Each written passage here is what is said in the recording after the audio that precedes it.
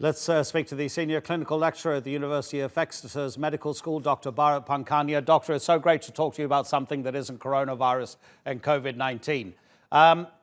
Okay, so there are two different kind of issues, I suppose, here, because as that report was saying, you know, stopping people from smoking, preventing car accidents, fighting obesity, that's really quite different to, say, the ethical issue that comes with choosing to have a child that has no chance of developing cancer, for example. So just talk us through about those two different ways that we can extend life.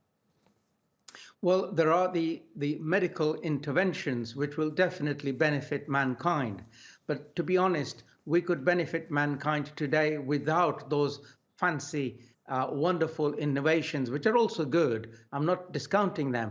So if we were to give people good water and sanitation and housing and alleviate poverty, we would make the world a much richer and much better place. Science has its place, but if we just address what we already know, we would make the place a much better world. Yeah, absolutely. And that should be a given, shouldn't it? That we should all, the people in a position who are able to deliver those kind of solutions, should just do that as a matter of course, as a matter of humanity. But when you look at it as an issue of science and an issue of medicine, eradicating something like malaria or tuberculosis, that's of course a different matter. How far down the road are we towards eradicating some of the biggest killers in the world in terms of disease? And I know you're going to come back to me and say it's air pollution and human activity can diminish that. But let's look at diseases like malaria, TB, etc.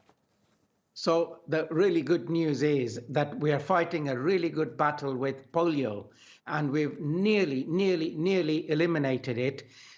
So polio is now only in the northwest frontier, Pakistan-Afghanistan border. Having said that, unfortunately, we've got the emergence of others, Ebola, Zika, MERS. These are all viral infections or bacterial infections as a result of man's activities in the environment. So on the one hand, we win, but on the other hand, because we mess up, we are allowing other viruses to enter into our circulation. But the one big thing, the biggest threat coming for mankind is sustainability and global warming.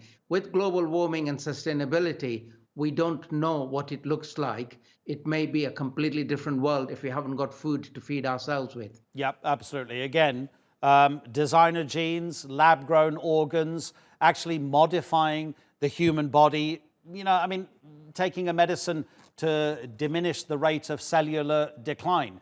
I mean, is all of that legitimate as far as you're concerned from a medical point of view? You don't have any problems with it?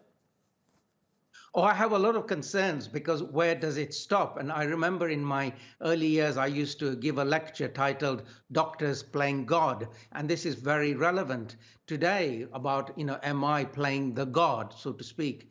And there are a lot of consequences with, for example, CRISPR technology, where we switch on and switch off desirable genes.